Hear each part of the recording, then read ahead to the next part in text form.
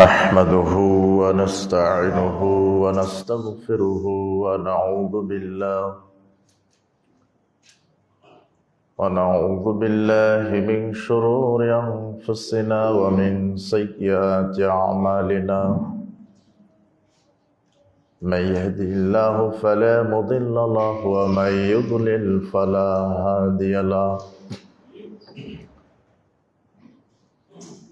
وأشهد أن لا إله إلا الله وحده لا شريك له، وأشهد أن محمدا عبده ورسوله. أما بعد فإن خير الحديث كتاب الله، وخير الهدي هدي محمد صلى الله عليه وسلم، وشر الأمور محدثتها وكل محدثة بدعة وكل بدعة ضلالة وكل ضلالة في النار. فأعوذ بالله من الشيطان الرجيم. وأقيموا الصلاة وآتوا الزكاة وما تقدموا لأنفسكم من خير تجدوه عند الله إن الله بما تعملون بصير.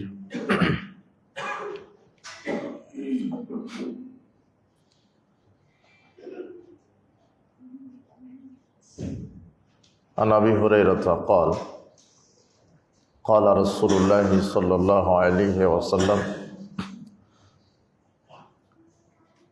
من آتاه الله مالا فلم يؤد زكاته مثل له ماله يوم القيامة شجاعا أقرأ له زبيبتان يطوقه يوم القيامة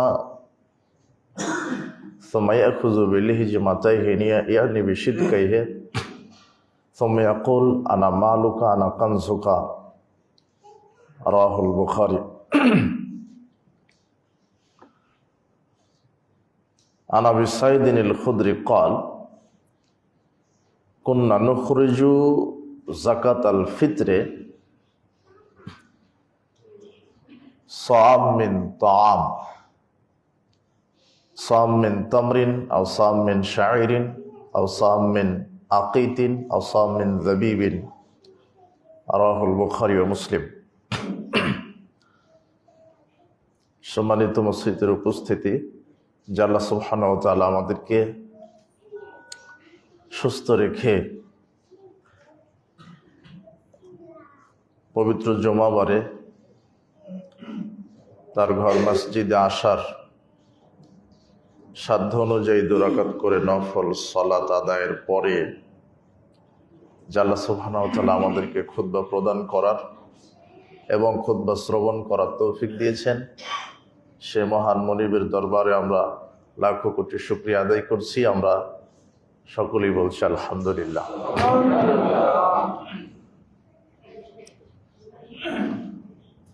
লাখো কোটি দরুদ ও সালাম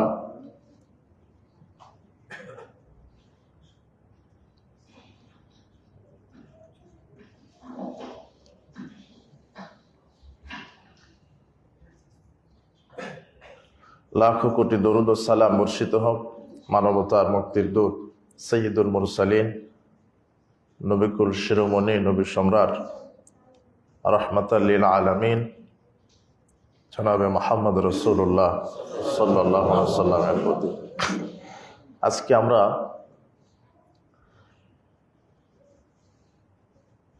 যে বিষয়টি নিয়ে জুমার খুতবা হিসেবে আলোচনা করব তা হচ্ছে যাকাত ও এতেকাফ। যাকাত সম্পর্কে কোরআন এবং সহিহ সুন্নাহকে সামনে রেখে আমরা আলোচনা করার চেষ্টা করব ইনশাআল্লাহ।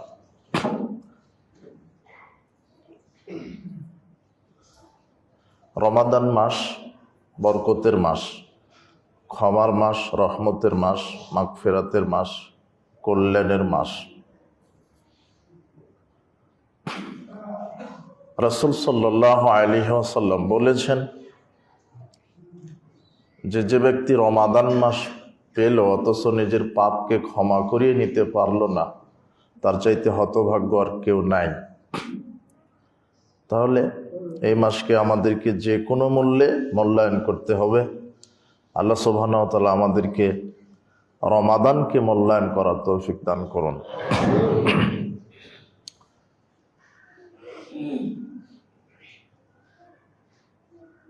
সাহাবায়ে কেরাম রমাদান মাসকে জাকাতের মাস হিসেবে ধরে জাকাত বাহির করতেন। রমাদান মাসটাই হচ্ছে জাকাতের মাস, যেটা ধনীদের কাছ থেকে নিতে হয়, গরিবদেরকে দিতে হয়, তার নাম হচ্ছে জাকাত। জাকাত সম্পর্কে আমরা আলোচনা করতে গিয়ে প্রথমে জাকাতের গুরুত্ব এই বিষয়ে সংক্ষিপ্তভাবে আমরা আলোচনা করব। এরপরে আলোচনা করব জাকাতের সম্পদ সমূহ, কোন কোন সম্পদের জাকাত দিতে হবে।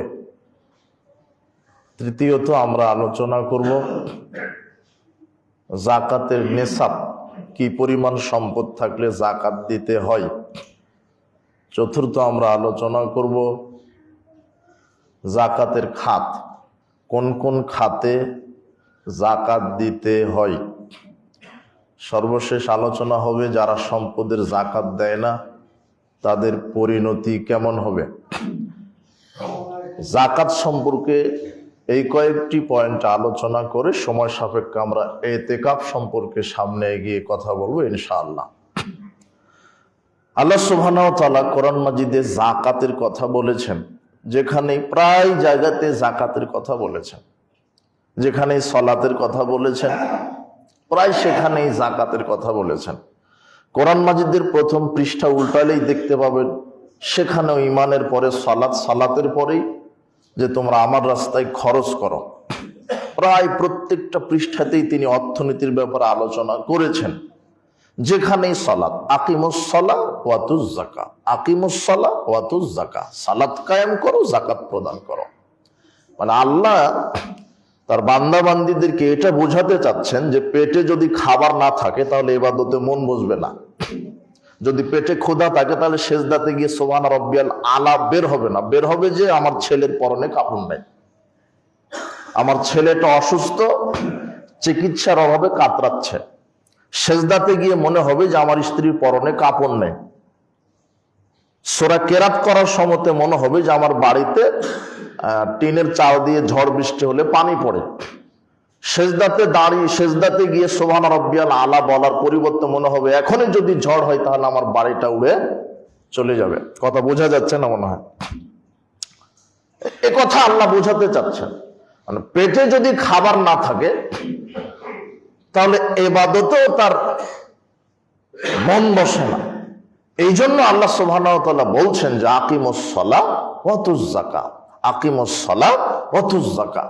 যেখানেই সালাত সেখানেই যাকাত। যাকাত গুরুত্বপূর্ণ ইবাদত।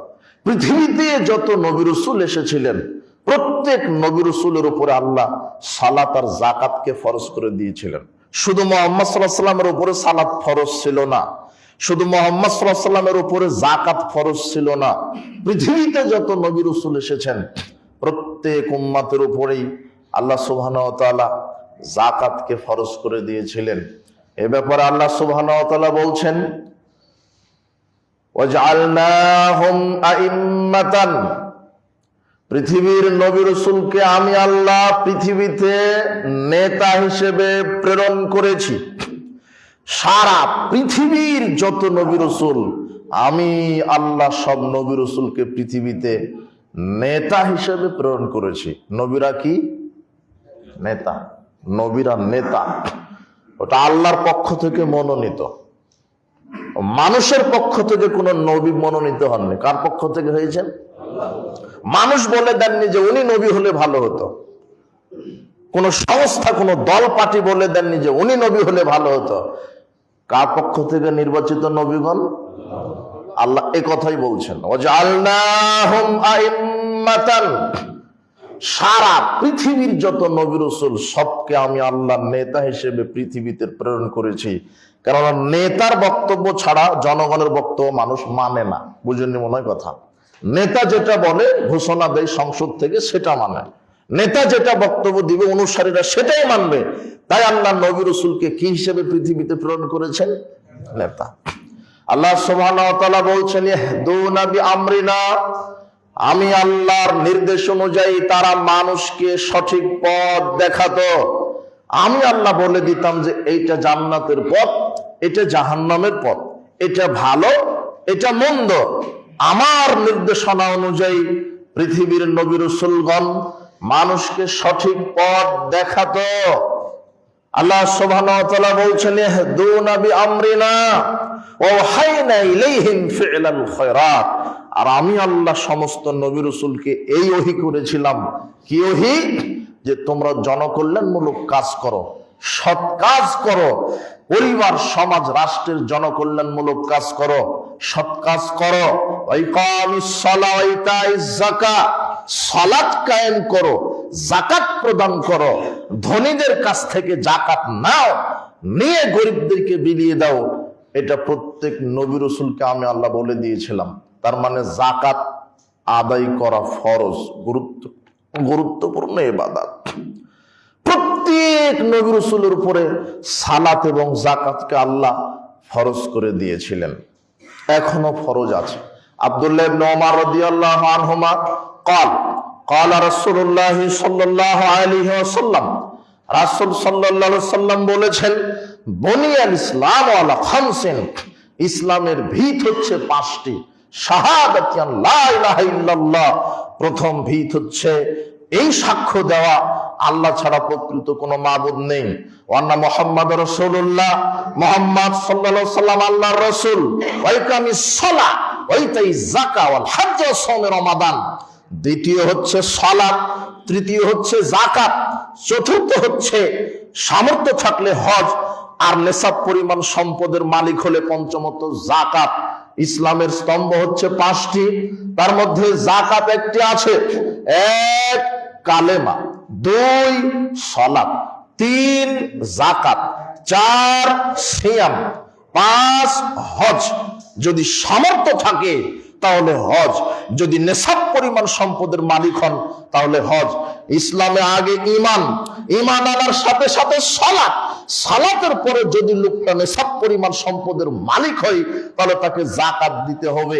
আব্দুল্লাহ ইবনে আব্বাস রাদিয়াল্লাহু আনহু বলছেন, লাম্মা বাসান নবী সাল্লাল্লাহু আলাইহি ওয়াসাল্লাম মুআয ইবনে জাবাল ইলা নাহওয়া আহলিল ইয়ামান, রাসূল সাল্লাল্লাহু আলাইহি ওয়াসাল্লাম যখন মুআয বিন জাবালকে ইয়ামানের গভর্নর হিসেবে নিযুক্ত করলেন, মুহাম্মদ সাল্লাল্লাহু আলাইহি ওয়াসাল্লাম বিভিন্ন সাহাবীদেরকে বিভিন্ন অঞ্চলের জন্য নেতা হিসেবে প্রেরণ করতেন। করার সময় বলতেন, তোমরা যে এলাকায় যাচ্ছ অমুসলিমদেরকে ইসলামের দাওয়াত দিবে। মুআয ইবনে জাবালকে বলছেন মুহাম্মদ সাল্লাল্লাহু আলাইহি ওয়াসাল্লাম, মুআয বিন জাবাল, ইন্নাকা লাতাহদি, ইন্নাকা নিশ্চয় তুমি যাচ্ছ কাদের কাছে? মিন আহলিল কিতাব, আহলে কিতাবদের কাছে। তুমি আহলে কিতাবদের কাছে যাচ্ছ। ফালিয়াকুন আউয়ালু মা তাদউহুম ইলা আইয়ুহিদুল্লাহ তাআলা, প্রথমেই তাদের সামনে গিয়ে বলো লা ইলাহা ইল্লাল্লাহ দাওয়াত দাও, তাওহীদের দাওয়াত দাও। ফাইযা আরাফু যালিক, যদি তাওহীদ তারা মেনে চলে, ফাখবিরহুম, তাহলে তাদেরকে এই খবরটা দাও, আল্লাহ কাদ ফারাজা আলাইহিম খামসা সালাওয়াত ফি ইয়াওমিহিম ওয়া লাইলাতিহিম, আল্লাহ তোমাদের উপরে দিনে রাতে 5 ওয়াক্ত সালাত ফরজ করেছেন। ফাইদা সাল্লাও, যখন তারা সালাত আদায় করবে তখন তাদেরকে এটাও বলে দিও, আল্লাহ ফারাজা আলাইহিম যাকাতান ফি আমওয়ালিহিম, তোমাদের সম্পদে আল্লাহ যাকাত ফরজ করেছেন। তুখাযু মিন গানিহিম ফাতুরাদ্দু আলা ফাকিরিহিম, তোমরা ধনীদের কাছ থেকে যাকাত কালেকশন করো, গরিবের মাঝে বিতরণ করো। এই কথা আল্লাহ ফরজ করেছেন। প্রথমে ঈমান, ঈমানের পর ইসলামের সালাত। যে ব্যক্তি সালাত আদায় করলো, যদি নিসাব পরিমাণ সম্পদের মালিক হয়, তখন তার উপরে ফরজ হবে যাকাত। যাকাত আদায় করতে হবে যে কোনো মূল্যে। দান অনুগ্রহ, দয়া, আপনার ঈমান যত বেশি দান তত করতে পারেন বেশি, কিন্তু যাকাত অনুগ্রহ নয়। জাকাত দিতে আপনি বাধ্য, জাকাত দিতে আপনি বাধ্য যদি আপনি নিসাব পরিমাণ সম্পদের মালিক হন। এই আলোচনা সামনের দিকে করা যাবে। বলছিলাম জাকাতের গুরুত্ব, সারা পৃথিবীতে যত নবী রাসূল ছিল সব নবী রাসূলদের উপরে জাকাতকে ফরজ করে দিয়েছিলেন। ইসলামে আগে ঈমান, দ্বিতীয়ত সালাত, এরপরে ইসলামে জাকাতের বিধান আল্লাহ দিয়েছেন। জাকাত অতীব গুরুত্বপূর্ণ একটি বিধান। দারিদ্র্য বিমোচনে, দারিদ্র্য নির্মূল করার জন্য জাকাত অর্থনৈতিক ব্যবস্থা ইসলামে অপরিসীম গুরুত্ব। আল্লাহ সুবহানাহু ওয়া তাআলা আমাদেরকে এই জাকাত ভিত্তিক অর্থনীতির উপরে ভিত্তি করে পরিবার, সমাজ, রাষ্ট্র গড়ার আল্লাহ তৌফিক দান করুন। আল্লাহ সুবহানাহু ওয়া তাআলা বলছেন, আকিমুস সালাওয়াতুজ যাকাত, তোমরা সালাত কায়েম করো, যাকাত প্রদান করো। তোমরা সালাত কায়েম করো, যাকাত প্রদান করো। ওমা তুকদ্দিমু লিআনফুসিকুম মিন খায়রিন, তোমরা তোমাদের আমলের মধ্যে যেটা আমার কাছে আগে পাঠিয়ে দিতে পারবে সেটাই তোমরা আল্লাহর নিকটে পাবে। আর তোমাদের কর্মসমূহ আল্লাহ সবকিছু দেখেন। ইন্নাল্লাহা বিমা তা'মালুনা বাসীর, তোমাদের কর্ম আমি আল্লাহ দেখি। আল্লাহ সুবহানাহু ওয়া তাআলা বলছেন, ওয়াকিমুস সালাত ওয়াতুজ যাকাত, তোমরা সালাত কায়েম করো, যাকাত প্রদান করো। তার মানে যেখানেই সালাত সেখানেই যাকাত। ঈমান, সালাত, যাকাত পাশাপাশি। যাকাত ছাড়া ইসলাম চলে না, ঈমান ছাড়া ইসলাম ভাবা যায় না, সালাত ছাড়া ইসলাম মুসলিম থাকা যায় না। বাইনাল আবদ ওয়া বাইনাল কুফরি তারকুস সালাত, যে ব্যক্তি সালাত আদায় করে সে মুসলিম, যে সালাত আদায় করে না সে কাফের। যে সালাত আদায় করে সে মুসলিম, যে সালাত আদায় করে না সে কাফের। যে যাকাত দিতে অস্বীকার করে সেও কাফের। সে জাহান্নাম থেকে কোনোদিন বের হতে পারবে না। কেন? যাকাত ফরজ। সম্মানিত মসজিদের উপস্থিতি, যাকাতের গুরুত্ব। এরপরে আমরা আল্লাহ সুবহানাহু ওয়া তাআলা যে সম্পদগুলির যাকাত দিতে বলেছেন কোরআন মাজিদে আল্লাহ সুবহানাহু ওয়া তাআলা বলছেন, ইয়া আইয়ুহাল্লাযীনা আমানু, হে বিশ্বাসীগণ তোমরা কি করো? আনফিকু মিন তাইয়্যিবাতি মা কাসাবতুম, তোমরা যেটা উপার্জন করো তা থেকে যাকাত দাও। জমিন থেকে, চাকরি করে, ব্যবসা করে নিজে যেটা উপার্জন করো তা থেকে যাকাত দাও। ওয়া মিম্মা আখরাজনা লাকুম মিনাল আরদ, আর আমি ফসল হিসেবে জমিন থেকে যেটা দিই তা থেকে তোমরা ওশর দাও। ফসল হিসেবে যেটা দিই তা থেকে তোমরা ওশর দাও। যাকাতের মৌলিক সম্পদ হলো চারটি। কয়টি? চারটি। যাকাতের মৌলিক সম্পদ হলো চারটি। এক, ফসলের যাকাত। দুই, ব্যবসায়িক পণ্যের যাকাত। তিন, স্বর্ণরৌপ্যের যাকাত। চার, গবাদি পশু, গরু, ছাগল, ওট, ভেড়া, দুম্বার যাকাত। মৌলিক সম্পদ চারটি। আল্লাহ সুবহানাহু ওয়া তাআলা কোরআন মাজিদে এই বিষয়গুলি উল্লেখ করেছেন। আল্লাহ বলছেন, কুলু মিন সামারিহি, তোমরা জমিন থেকে আমি আল্লাহ যে ফসলটা দিই সেটা তোমরা খাও।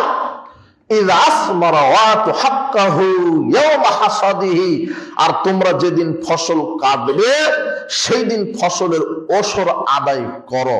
আল্লাহ সুবহানাহু ওয়া তাআলা বলছেন, তোমরা যেদিন ফসল কাটবে সেই ফসলের ওশর তোমরা আদায় করো। জমির সম্পদের, জমির যাকাত দিতে হয় না। জমিতে যেই ফসল উৎপাদন হয় সেই ফসলের যাকাত দিতে হয়। তবে আপনি যদি জমি ক্রয় বিক্রয়ে ব্যবসা করেন তাহলে যেই জমিটা ক্রয় বিক্রয়ের ব্যবসা করছেন ওই জমির যাকাত দিতে হবে। এছাড়া যেটা আপনার একেবারে স্থায়ী জমি, যে জমি আপনি ক্রয় বিক্রয় বেচা কিনা করেন না কিন্তু জমিন থেকে ফসল উৎপাদিত হয়, সেই ফসলের যাকাত দিতে হবে। পচনশীল ফসলের যাকাত নেই। রসুন, পেঁয়াজ, এরপরে আলু, তারপরে সবজি, মিষ্টি কুমড়া, লাউ, যেগুলি পচনশীল সবজি আছে, পচনশীল ফসল আছে, এগুলির যাকাত হয় না। তবে আলু বিক্রি করে যদি নেশাব পরিমাণ সম্পদের মালিক হন তাহলে টাকার যাকাত দিতে হবে। বোঝা গেল না? মনে হয় আলুর যাকাত নেই। তো তবে যেগুলি পচনশীল নয়, বছরের পর বছর জমা করে রাখা যায়, সেটা কি? সেটা হলো ভুট্টা, সেটা হলো গম, সেটা হলো ধান, সেটা হলো সরিষা। এগুলির ওসর আদায় করতে হবে। পরিমাণ কত? আল্লাহ রসুল বলছেন যে আকাশের বৃষ্টির পানিতে যেই ফসল হচ্ছে, তোমাদের কোনো খরচ হয় না, আকাশের বৃষ্টির পানিতে যেই ফসল হয় সেই ফসলের 18 মণ 30 কেজির 10 ভাগের 1 ভাগ ওসর আদায় করো। আর যেই ফসল তোমরা ফলাতে গিয়ে নিজের সেচ, নিজের সার কীটনাশক খরচ হচ্ছে, সেই ফসলে তোমরা 18 মণ 30 কেজির 20 ভাগের 1 ভাগ আল্লাহ রাস্তায় খরচ করো। এটা হলো ফসলের ওসর। 18 মণ 30 কেজিতে আপনার 10 ভাগের 1 ভাগ, না হলে 18 মণ 30 কেজিতে 20 ভাগের 1 ভাগ। বোঝা গেল না মনে হয়? যদি আকাশের বৃষ্টির পানিতে হয়, এটা হলো ফসলের ওসর, এটা হলো নেশাব। ফসলের নেশাবটা কি? 18 মণ 30 কেজি যদি আপনার কাছে ভুট্টা থাকে, আর ওই ভুট্টা যদি আপনার উৎপাদন করতে কোনো খরচ হয়নি, তাহলে কি হবে? 10 ভাগের 1 ভাগ। আর যদি খরচ হয় সেচ, কীটনাশক, ওষুধপত্র, তাহলে আপনার 18 মণ 30 কেজির 20 ভাগের 1 ভাগ। ওটা হলো ফসলের ওসর। তাহলে জমির জাকাত নেই, জমি থেকে উৎপাদিত ফসলের জাকাত আছে। এটা হলো মৌলিক সম্পদ, ফসলের ওসর বা জাকাত। 2, ব্যবসায়িক পণ্যের জাকাত। ব্যবসা প্রতিষ্ঠানের উপরে জাকাত নেই।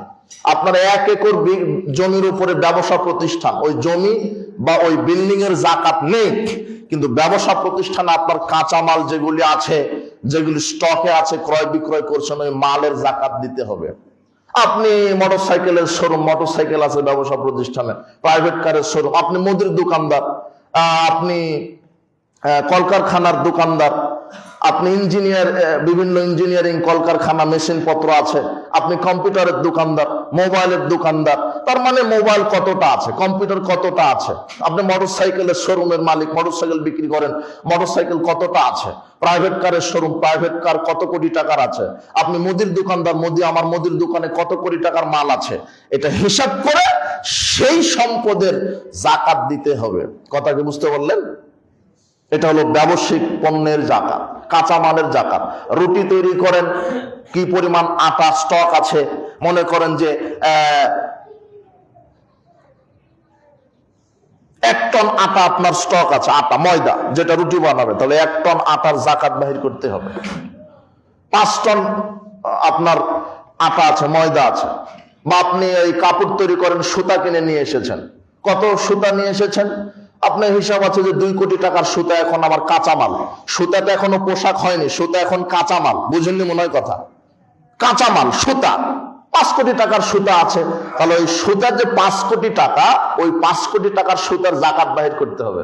আর মনে করেন 10 কোটি টাকার পোশাক আছে, পোশাক বানানো আছে 10 কোটির, ওই 10 কোটির পোশাকেরও জাকাত বাহির করতে হবে।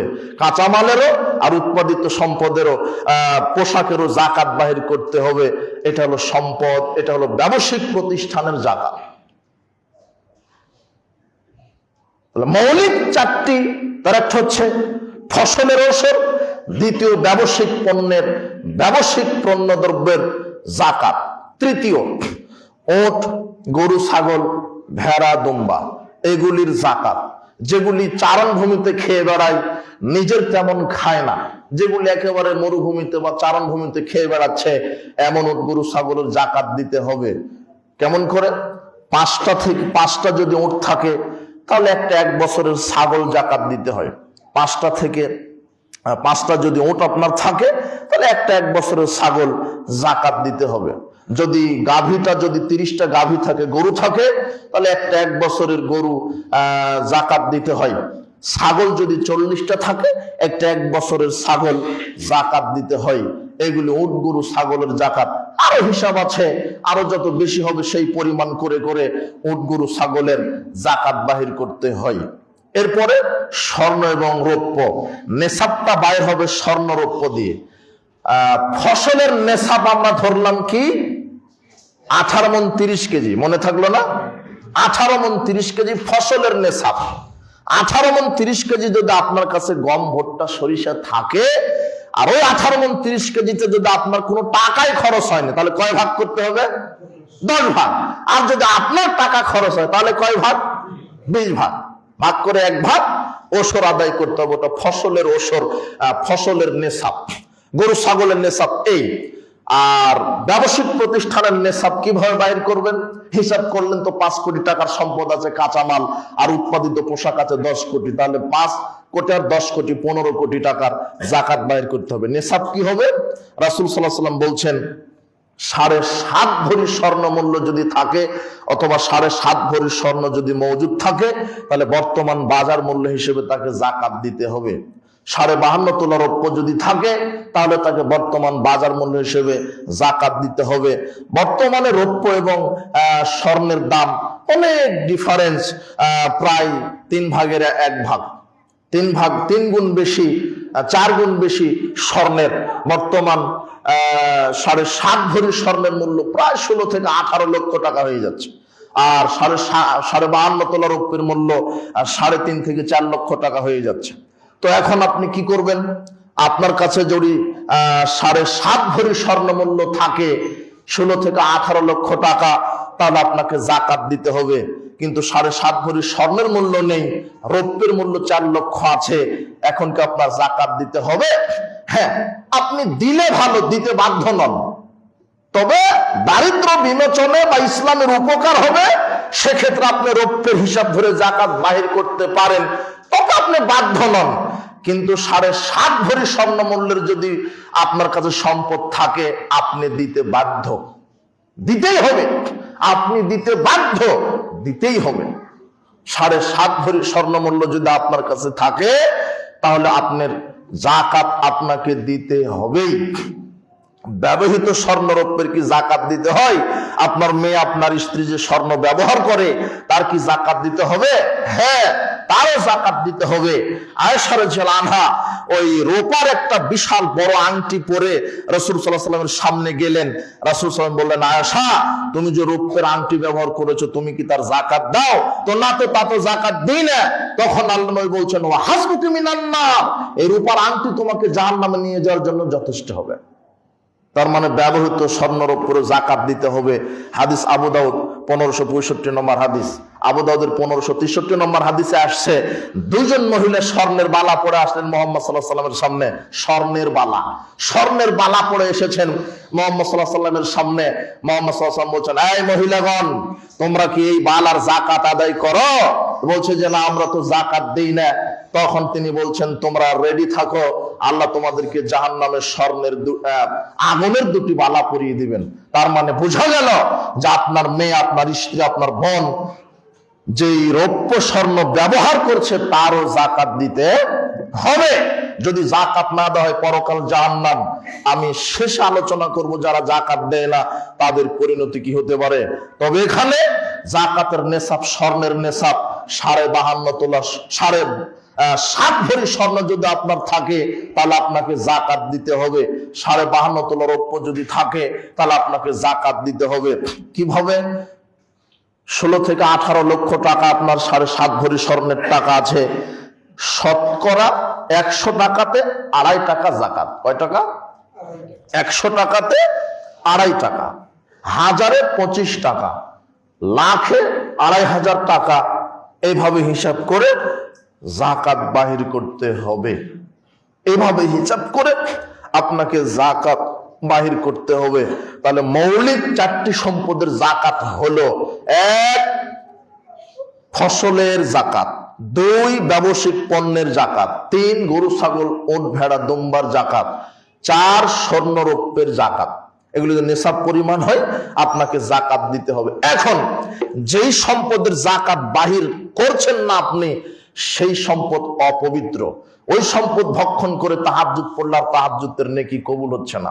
বিচার মাঠে এই কারণে বহু মানুষ জাহান্নামে চলে যাবে, সে বুঝতেই পারবে না। সে বলবে, আল্লাহ, আমি যে হজ আদায় করেছি সেটা গেল কোথায়? আমি যে তাহাজ্জুদ পড়তাম সেটা গেল কোথায়? তখন আল্লাহ বলবে, তুমি তো সম্পদের জাকাত বাহির করোনি। ওই সম্পদের জাকাত বাহির না করে সম্পদ খেয়েছো, ও তো কবুল হয়নি। আল্লাহ কোরআনে বলছেন, সূরা তাওবার 103 আয়াতে, খুয মিন আমওয়ালিহিম সাদাকাতান তুতাহহিরুহুম ওয়া তুযাক্কিহিম বিহা। মুহাম্মদ সাল্লাল্লাহু আলাইহি সাল্লাম, আপনি রাষ্ট্রীয়ভাবে কি করবেন? আপনি ধনীদের নিকট থেকে যাকাত বাহির করেন, করে তাদের সম্পদকে পবিত্র করে দেন। তার মানে যেই সম্পদের যাকাত বাহির করা হলো সেই সম্পদ পবিত্র, আর যেই সম্পদের যাকাত বাহির করা হলো না সেটা অপবিত্র। বোঝা গেল কিনা?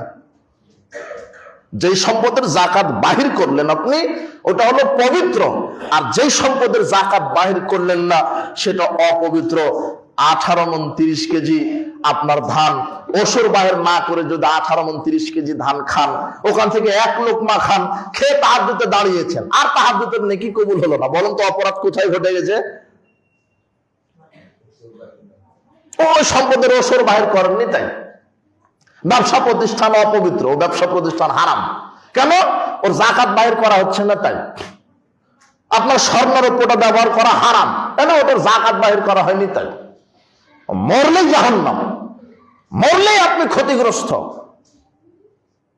আর ওটা তো আপনার সম্পদ নয়, ওটা হলো অসহায় এতিম ফকির মিসকিন যারা আল্লাহর দ্বীনকে প্রতিষ্ঠার জন্য যারা কাজ করছে, তাদের হক। যারা এতিম ফকির মিসকিন অসহায় দরিদ্র, এদের হক। আমরা আগে বক্তব্য দিতাম যে রাষ্ট্রীয় ওই সম্পদ যারা চুরি করে তারা দুর্নীতিবাজ। ওরা তো দুর্নীতিবাজ, কিন্তু ওদের চেয়ে বড় দুর্নীতিবাজ যারা সম্পদের যাকাত আদায় করে না। কেমন করে? যারা রাষ্ট্রীয় সম্পদ দুর্নীতি করছে, 1 টন 5 টন 10 কোটি 20 কোটি 150 কোটি 1000 কোটি টাকা দুর্নীতি করছে। একজন নেতা যদি 1000 টাকা দুর্নীতি করে, তাহলে নেতার কাঁধে শুধু টাকারই বস্তা থাকবে, ওই সম্পদকে অন্য কিছুতে পরিণত করবেন না। কিন্তু যেই ধনী ব্যক্তি যেই সম্পদের যাকাত দিচ্ছে না, ওই সম্পদ তার কাঁধে থাকবে না। কিভাবে থাকবে? আল্লাহ সুবহানাহু ওয়া তাআলা বলছেন, ওয়াল্লাযীনা ইয়াকনিজুনা আয-যাহাবা ওয়াল ফিদ্দাতা ওয়ালা ইউনফিকুনাহা ফি সাবিলিল্লাহ ফাবাশশিরহুম বিআযাবিন আলীম। আল্লাহ বলছেন, যারা স্বর্ণরৌপ্য টাকা পয়সা সম্পদ জমিয়ে রাখে আর আল্লাহর রাস্তায় যাকাত দেয় না, তাদের জন্য শাস্তির সুসংবাদ আছে। সুসংবাদ কি? ইয়াউমা ইউহমা আলাইহা ফি নারি জাহান্নামা ফাতুকুয়া বিহা জিবাহুহুম ওয়া জুনুবুহুম ওয়া যুহুরুহুম। আল্লাহ সুবহানাহু ওয়া তাআলা স্বর্ণরৌপ্যকে ওই জাহান্নামের আগুনে তাপাবেন, তাতিয়ে তাদের কপালে, তাদের পাঁজরে, তাদের পৃষ্ঠদেশে এভাবে আগুন দিয়ে ছিল মারা হবে।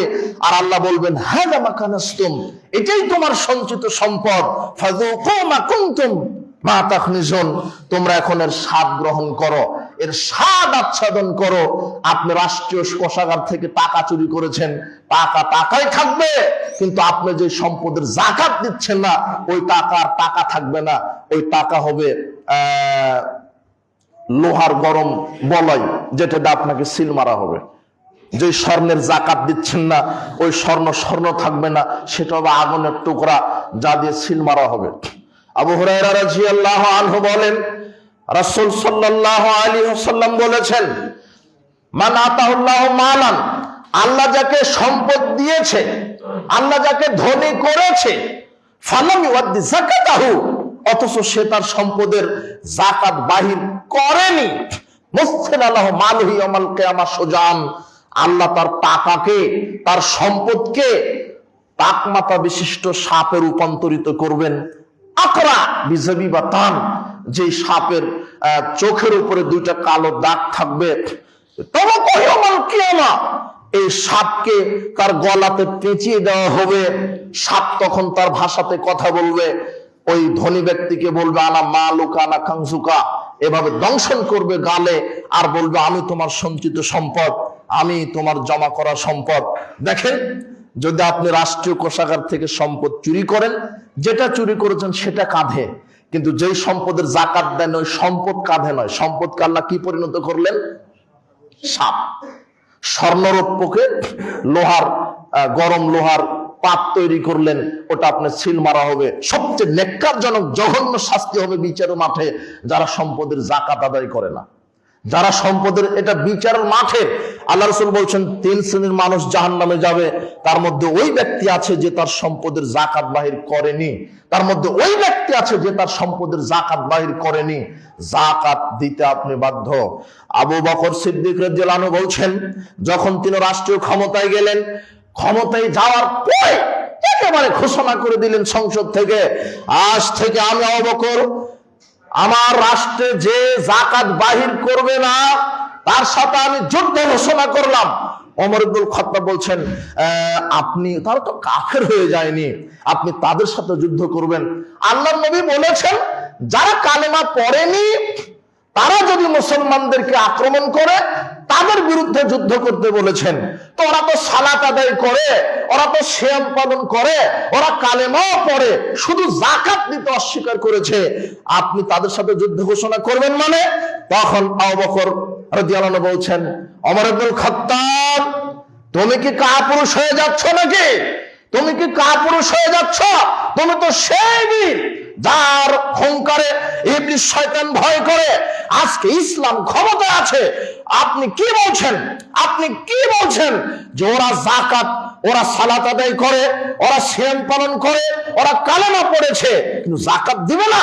যারা যাকাত দিতে অস্বীকার করে তারাও কাফের। যারা সম্পদের যাকাত দিবে না, আমি আবু বকর তাদের সাথে যুদ্ধ ঘোষণা করলাম। ছাগল দিবে, ছাগলের রশি দিবে না। 1 বস্তা গম দিবে, বস্তা দিবে না। বস্তার জন্য, রশির জন্য আমি আবু বকর জিহাদ করব। কথা বুঝেননি মনে হয়? কথা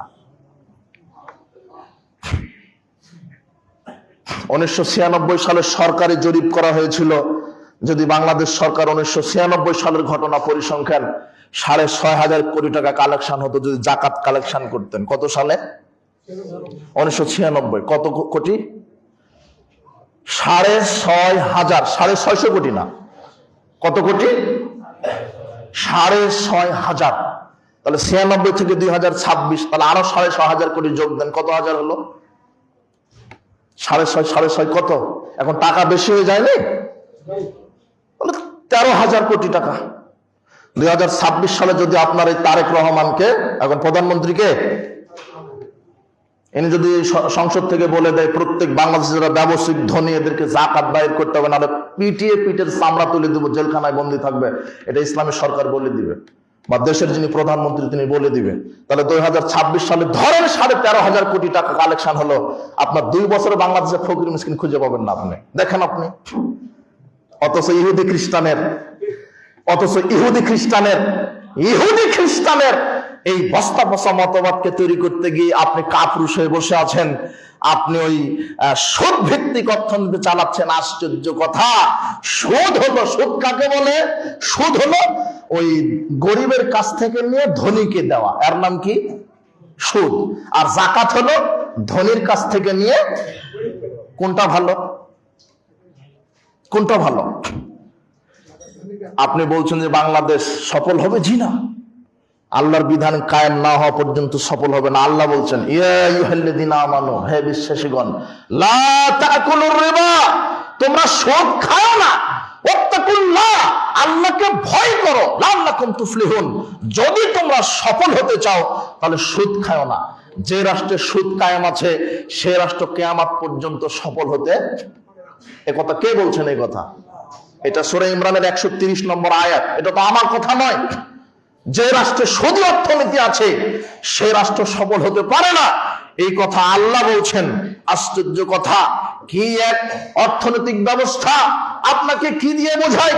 সুদ যে মানুষের জন্য কত বড় অভিশাপ, সুদের পরিণাম হচ্ছে ধ্বংস। ইয়ামহাকুল্লাহু রিবা ওয়া ইউরবিস সাদাকাত, সুদের পরিণাম হচ্ছে ধ্বংস, এই কথা আল্লাহ বলছেন। আশ্চর্য কথা, কি সিস্টেম! বাংলাদেশে কি বিবেকবান লোক নাই? বাংলাদেশে কি বিবেকবান নেতা নেত্রী নাই? আশ্চর্য কথা, একজন গ্রামের লোক, একজন ভিক্ষুক মানুষ, একজন নিঃস্ব মানুষ, একজন অসহায় মানুষ, সে হয়তোবা অভাবের তাড়নায় ব্যাংক থেকে লোন নিয়েছে, যে ব্যাংক থেকে 1.5 লক্ষ টাকার লোন নিয়ে একটা গরু কিনবো আর একটা পানের দোকান দিয়ে কোনোভাবে জীবনযাপন করব। 1.5 লক্ষ টাকার লোন নিয়েছে, 1.5 লক্ষ টাকার লোন নিয়ে একটা গরু কিনেছে, 2 দিন পরে গরুটা মারা গেল, যেতে পারে না?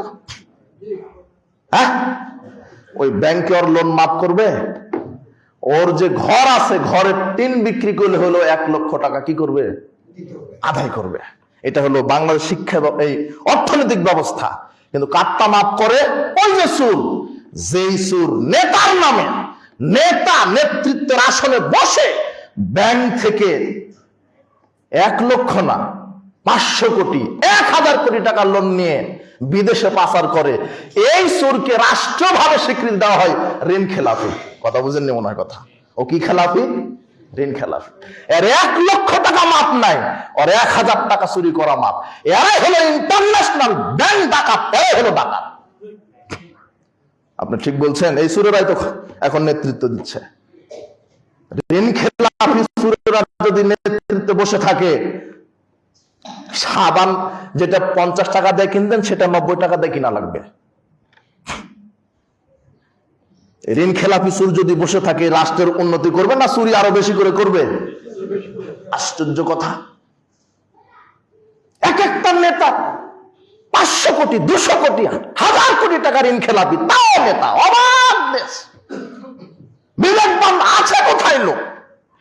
আরেকজন অসহায় মানুষ ব্যাংক থেকে লোন নিয়েছে, গরুটা মারা গেছে, বলছে পিটিয়ে আদায় করব। সবই অশিক্ষিত, সবই জাহেল। বিবেকবান লোক কোথায় পাবেন আপনি? সুদের পরিণতি অভিশাপ, সুদ অভিশাপ। আপনাকে কি দিয়ে বোঝায়? বাংলাদেশে টাকার অভাব নেই, সম্পদের অভাব নেই, সৎ লোকের অভাব। চোরবাজ দুর্নীতিবাজ ভরে গেছে দেশটা। 1 বছর দুর্নীতি করা বন্ধ হোক, বাংলাদেশের রাস্তাগুলি সোনা দিয়ে মুড়ে দেওয়া হবে। কথা বুঝেছেন?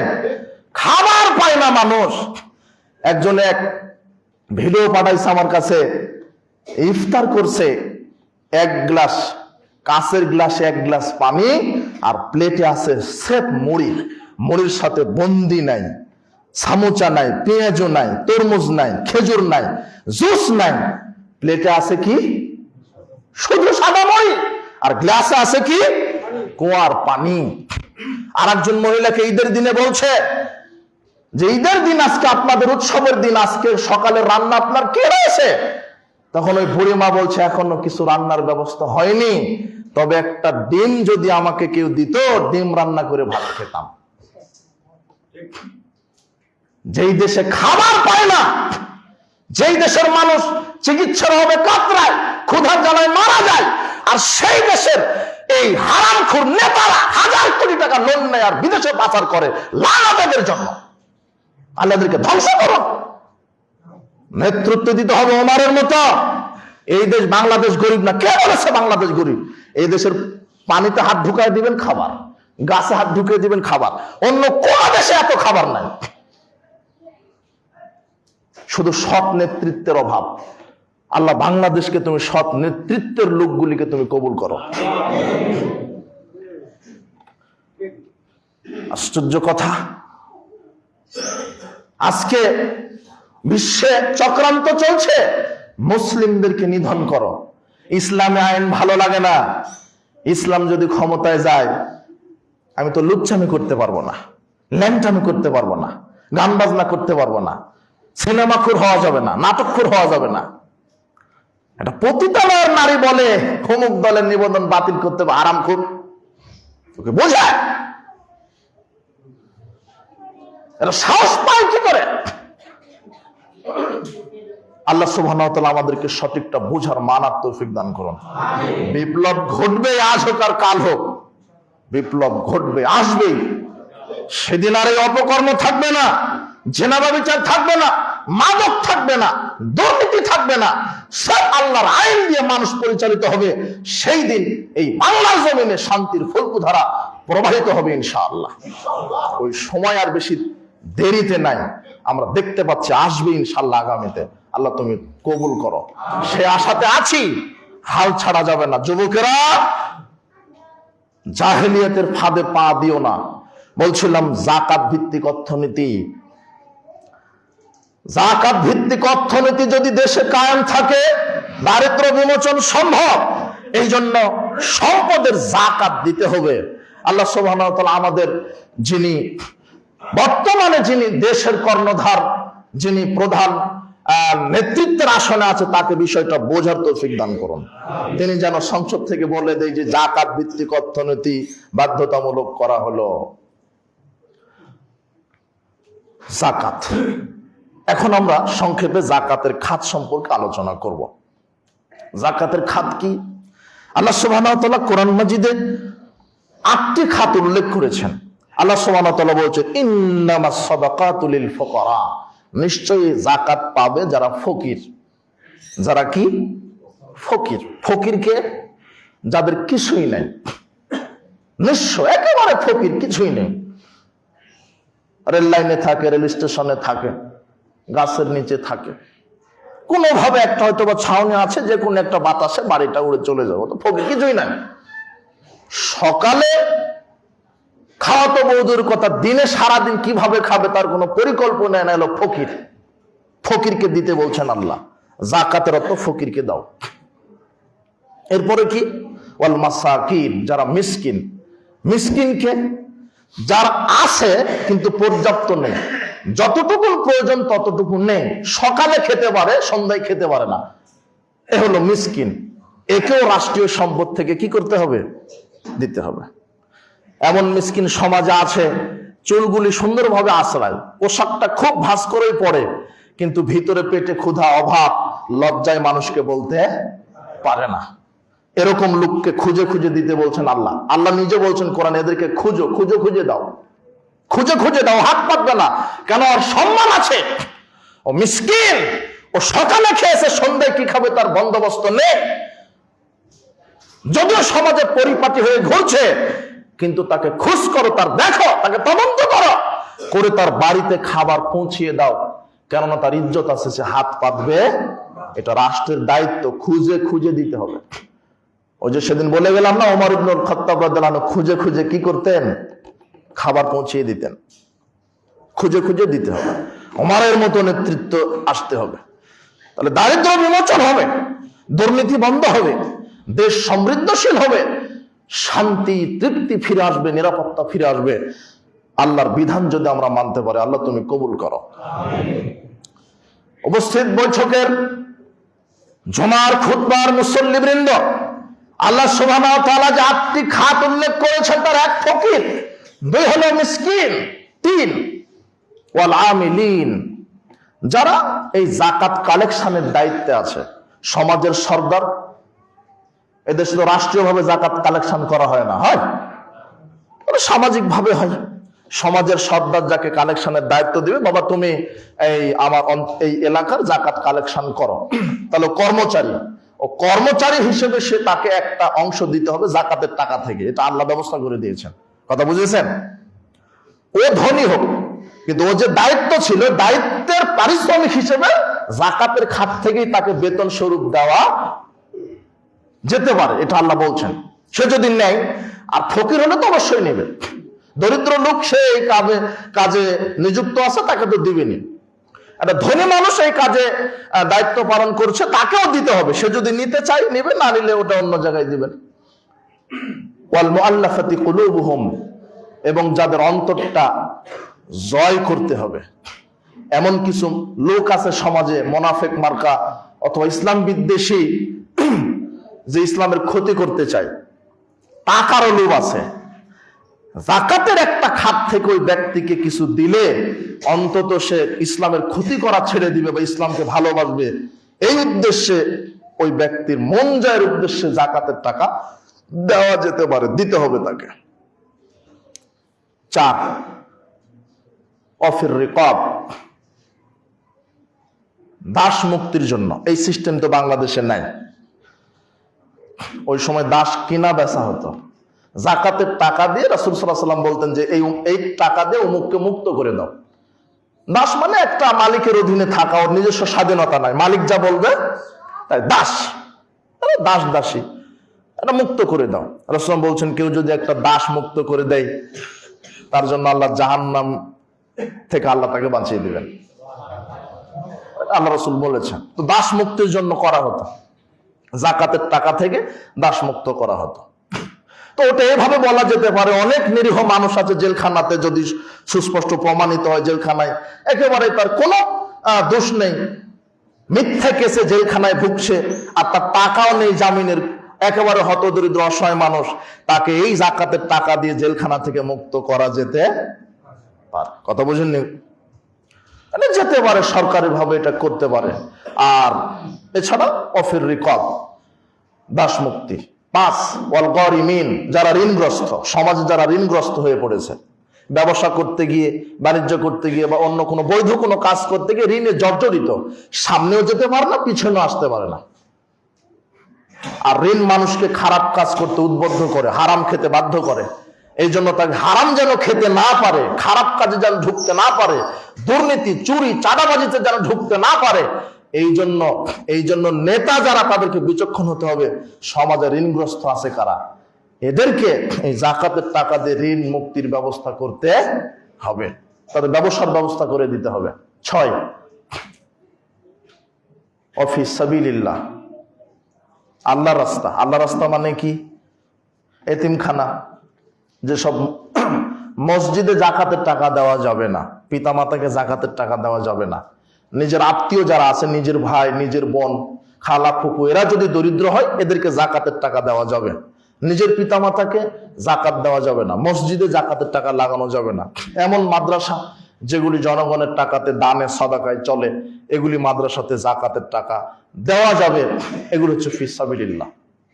ওয়াবনিস সাবিল, যারা পথিক মুসাফির, যারা পথিক মুসাফির, যারা মুসাফির, ও চট্টগ্রামে ধনী ছিল, ঢাকাতে এসে টাকা হারিয়ে ফেলেছে, মোবাইল হারিয়ে ফেলেছে, এখন গরিব হয়ে গেছে। যদিও এখন বিষয়টা সহজ হয়ে গেছে যে পরিবারে কাউকে ফোন করে বিকাশে টাকা নিয়ে নিল, তাই কিনা? কিন্তু তার কিছুই নাই, যদি এরকম কিছুই নাই, চট্টগ্রামে ধনী কিন্তু মুসাফির, ঢাকাতে এসে যা ছিল সব হারিয়ে গেছে, তাহলে তাকে যাকাতের একটা অংশ থেকে সহযোগিতা করা যেতে পারে। এটা আল্লাহ ব্যবস্থা করেছে। 8টি খাত বলা হলো না, একটা ছুটে গেল নাকি? 8টা হয়েছে। গণেন তো দেখি। ফকির, মিসকিন, যারা এই কাজে নিয়োজিত, 3 নম্বর। 4 যাদের অন্তরটা জয় করতে হবে। 5 দাস দাসী মুক্তি। 6 ঋণগ্রস্ত। 7 নম্বর কি? হ্যাঁ, মুসাফির। আর 8 নম্বর অফি সাবিলিল্লাহ, তাই না? 8টা হয়েছে না? এই 8টি খাত, এই 8টি খাতে আমরা যাকাতের টাকাগুলি দিব।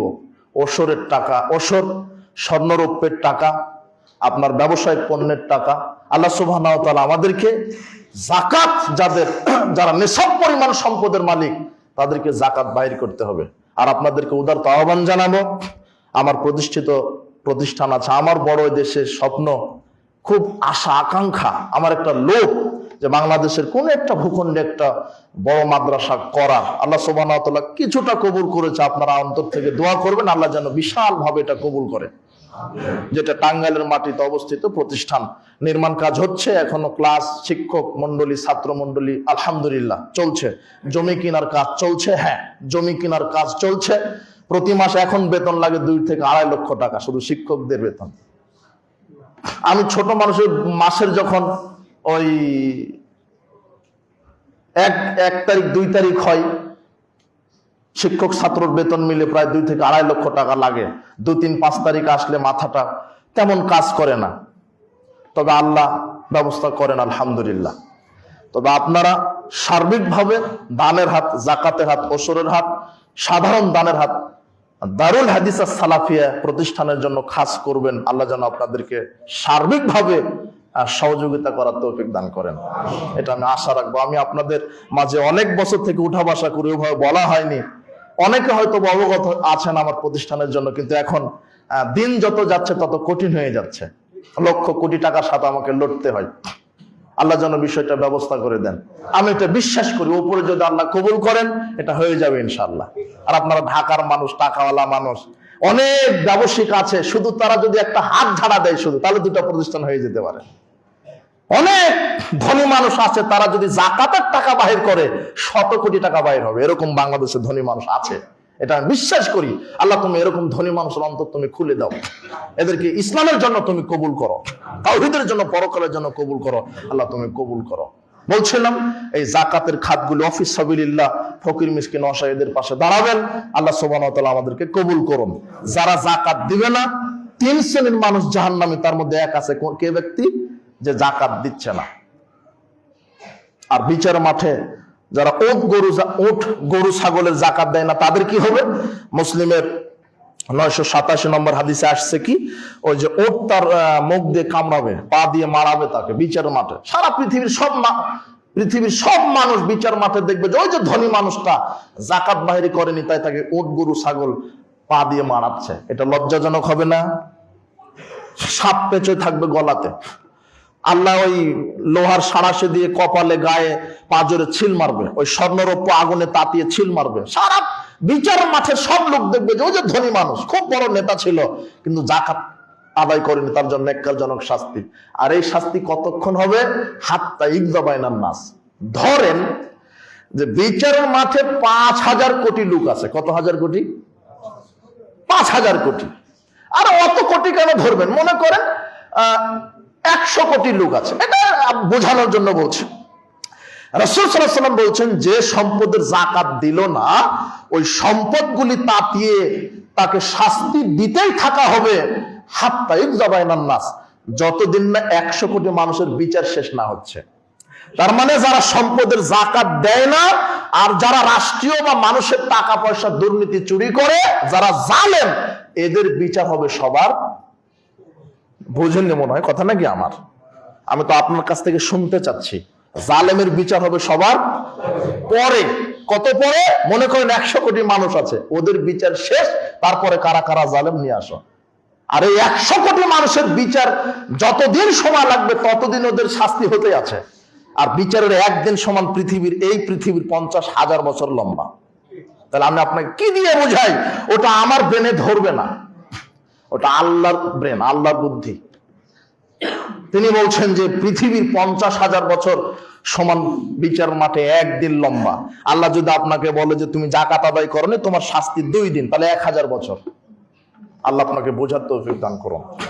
আল্লাহ, আমরা মানুষ মাটির তৈরি, রক্ত মাংসে গড়া, তোমার জাহান্নামে জ্বলতে পারবো না। আল্লাহ তুমি জাহান্নাম থেকে বাঁচিয়ে দাও। আল্লাহ আমাদের আমলগুলি কবুল করো, রমাদানের আমলগুলি তুমি কবুল করো। সর্বশেষ 2 মিনিটের কথা, এতেকাফ। এতেকাফ হচ্ছে নিজেকে আটকিয়ে রাখবেন। আয়েশা রাদিয়াল্লাহু আনহা বলছেন যে কানা রাসূলুল্লাহ সাল্লাল্লাহু আলাইহি ওয়াসাল্লাম ইয়াতাকিফু আল আওয়াখিরি 10 ফি রমাদান। রাসূল সাল্লাল্লাহু আলাইহি ওয়াসাল্লাম রমাদানের শেষ দশকে ইতিকাফে বসতেন। ইতিকাফ মানে নিজেকে আটকিয়ে রাখবেন, বেশি বেশি তাসবিহ তাহলিল জিকির আজকার করার জন্য আল্লাহর জন্য ওয়াকফ করে দিবেন 10টা দিন। কতটা দিন? এটা হলো ইতিকাফ। রাসূল সাল্লাল্লাহু আলাইহি ওয়াসাল্লাম আটকিয়ে রাখতেন নিজেকে। দুনিয়াবি ঝড় ঝামেলা, ব্যবসা, ক্ষেত ফসল, স্ত্রী ছেলে মেয়ে সব থেকে বিরত থাকবেন। একমাত্র 10টা দিন শুধুমাত্র কাকে সময় দিবেন? প্রতিদিন 5 ওয়াক্ত সালাত আদায় করেন, স্ত্রীর সাথে সম্পর্ক রাখতে হয়, হয় না? বাজার করতে হয়, ব্যবসা সামলাতে হয়, রাজনীতি সামলাতে হয়, কত। কিন্তু এই 10টা দিন শুধু কার জন্য বাহির করবেন? এটা হলো ইতিকাফ, নিজেকে আটকিয়ে রাখবেন। রাসূল সাল্লাল্লাহু আলাইহি ওয়াসাল্লাম এভাবে প্রতি বছর তিনি নিজেকে আটকিয়ে রাখতেন 10টা দিন। তবে যে বছর তিনি মারা যাবেন সেই বছর তিনি 20 দিন ইতিকাফে বসেছিলেন। তবে ওই রমাদানের শেষ দশকেই ইতিকাফে বসবেন 10টা দিন। কিভাবে ঢুকবেন? 20 রমাদান মাগরিবের আগে ঢুকে পড়বেন মসজিদে, সাইডে একটা তাবু খাটিয়ে দিবেন, বিছানা থাকবে। আর বাইর হবেন কখন? যেদিন রমাদান শেষ সেই দিন মাগরিব সালাত আদায় করে, ঈদের আগের দিনে মাগরিব সালাত আদায় করে কি করবেন? বের হবেন। ইতিকাফে কি করবেন? বেশি তাসবিহ তাহলিল জিকির আজকার সালাত কোরআন মাজিদ তেলাওয়াত। অনেকে ইতিকাফে বসে ব্যবসার গল্প করছে, পুরানো ওই যে সঙ্গীর সাথে আছে মোবাইলে গল্প করে। জি না, এভাবে ইতিকাফ হবে না। বেশি তাসবিহ তাহলিল জিকির আজকার এগুলি করবেন। জরুরি প্রয়োজন ছাড়া, প্রাকৃতিক প্রয়োজন ছাড়া বাহিরে বের হওয়া যাবে না। রাসূল সাল্লাল্লাহু আলাইহি ওয়াসাল্লাম বলছেন আস-সুন্নাতু আলাল মুতাকিফ, যারা ইতিকাফকারী তাদের জন্য সুন্নাত হলো আল্লাহ ইয়াউদু মারিদান, তারা অসুস্থ ব্যক্তিকে দেখতেও যেতে পারবে না। কথা বুঝেননি মনে হয়? ওয়ালা ইয়াশহাদু জানাজাতান, কেউ মারা গেলে জানাজায় যেতে পারবে না। ওয়ালা ইয়ামাসসা ইমরাতান, তার স্ত্রীকে স্পর্শ করতে পারবে না মিলনের উদ্দেশ্যে। স্ত্রী মিলন করা হারাম ইতিকাফ অবস্থায়। স্ত্রীকে মিলন করা, স্ত্রীর সাথে সহবাস করা হারাম, করলে ইতিকাফ কেটে যাবে। আল্লাহ কোরআনে বলছেন ওয়ালা তুবাশিরুহুন্না, তোমরা স্ত্রী মিলন করো না যখন তোমরা মসজিদে ইতিকাফে আছো। 4 ওয়ালা ইয়াখরুজু লামা লাবুদ্দা মিনহু লিহাজাতিন, জরুরি প্রয়োজন ছাড়া ইতিকাফ থেকে বের হওয়া যাবে না। জরুরি প্রয়োজন মানে পেশাব পায়খানা, বুঝেননি? এখন তো মসজিদগুলিতে অ্যাটাচ বাথরুম আছে, বের হওয়ারই প্রয়োজন নেই। খাবার, তাহলে খাবার খেতে যেতে পারেন, তবে যদি আপনার ছেলে অথবা স্ত্রী নিয়ে এসে দেয় তাহলে আলহামদুলিল্লাহ ভালো। স্ত্রী নিয়ে আসতে পারে, 3 বেলা, ওই 3 বেলা তো না, কি রাতের খাবারটা নিয়ে আসতে পারে। এই কিন্তু আপনি বাজার, দুনিয়াবি কোনো কথা, দুনিয়াবি ব্যবসা বাণিজ্য সব থেকে ফ্রি হতে হবে। ইতিকাফ অবস্থায় জরুরি প্রয়োজন ছাড়া মসজিদ ত্যাগ করা যাবে না, পেশাব পায়খানা খানা পিনা ব্যতীত। এরপরে কি ওয়ালা ইতিকাফ ইল্লা বিসাওমিন, সিয়াম ছাড়া ইতিকাফ হয় না। যারা সিয়াম রাখে না তার জন্য ইতিকাফ নেই। ওয়ালা ইতিকাফ ইল্লা ফি মসজিদি জামিইন, আর জুমা মসজিদ ছাড়া ইতিকাফ হয় না। কোন মসজিদে ইতিকাফ? জুমা। নারীরাও ইতিকাফ করতে পারে যদি মসজিদে পর্দার বা সুন্দর ব্যবস্থা থাকে, ফিতনার আশঙ্কা না থাকে। মহিলারাও ইতিকাফ করতে পারে যদি ফিতনার আশঙ্কা না থাকে। রাসূল সাল্লাল্লাহু আলাইহি ওয়াসাল্লামের স্ত্রীগণ ইতিকাফ করতেন, তবে নারীদেরকে ইতিকাফ করার পূর্বে স্বামীর অনুমতি নিতে হবে। অনুমতি দিলে ইতিকাফ, না দিলে ইতিকাফ করা যাবে না। এটা হলো ইতিকাফ। আল্লাহ সুবহানাহু ওয়া তাআলা আমাদেরকে বেশি বেশি রমাদানকে মূল্যায়ন করার জন্য শেষ দশকে আয়েশা রাদিয়াল্লাহু আনহা বলছেন যে রাসূল সাল্লাল্লাহু আলাইহি ওয়াসাল্লাম শেষের 10 দিন মাজাতে গামছা পেতে তিনি শক্তভাবে, মানে বেশি ইবাদতের প্রস্তুতি, জিহাদ। রমাদানের শেষ দশকে যত ইবাদত করতেন, সারা বছর অন্য কোনো দিনে এত ইবাদত করতেন না। কে? মুহাম্মদ সাল্লাল্লাহু আলাইহি ওয়াসাল্লাম। যে কোনো মূল্যে আল্লাহর কাছ থেকে পাপ ক্ষমা নিতে হবে। আল্লাহ তুমি আমাদের পাপকে ক্ষমা করো, আল্লাহ তুমি আমাদের ইবাদতকে কবুল করো। রমাদানকে আমরা সিয়াম, ইফতার, সাহারি, তাসবিহ, তাহলিল, জিকির, আজগার, তওবা, ইস্তেগফার, কোরআন মাজিদ তেলাওয়াত, সাধারণ দান, যাকাত, আর যদি সামর্থ্য থাকে কারো বেশি টাকা পয়সা আছে, উমরা করতে আসবে, উমরা করে আসবেন। রাসূল সাল্লাল্লাহু আলাইহি ওয়াসাল্লাম বলছেন কেউ যদি, যে ব্যক্তি রমাদানে উমরা করলো সে যেন আমার সাথে হজ আদায় করলো। বারাকাল্লাহু ফিকুম, জাযাকুমুল্লাহ খায়ের। আমরা আজকের আলোচনায় আমরা যেটা পেলাম যে যাকাত, এরপরে আমরা পেলাম ইতিকাফ। আল্লাহ সুবহানাহু ওয়া তাআলা দুটি বক্তব্যে আমাদেরকে হুবহু সঠিকভাবে আমল করার তৌফিক দান করুন। আর অনেকেই আমার প্রতিষ্ঠানের কার্ড আছে, বিভিন্ন অ্যাকাউন্ট নাম্বার, বিকাশ, পার্সোনাল, কার্ডটা সংগ্রহ করে নিয়ে যাবেন। আপনাদের ইমানের গতিতে আমাকে সহযোগিতা করবেন বলে আশাবাদী। আল্লাহ আপনাদেরকে কবুল করুন। বারাকাল্লাহু ফিকুম, জাযাকুমুল্লাহ খাইর। এটা কি এখন বলা লাগে? হ্যাঁ,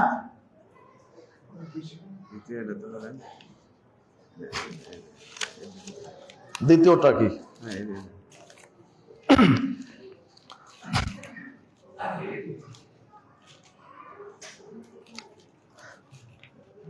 আচ্ছা, ত্রিমোহনী ব্যাপারী বাড়ি এক মসজিদের 1000 টাকা দান করিয়ে আছেন। তার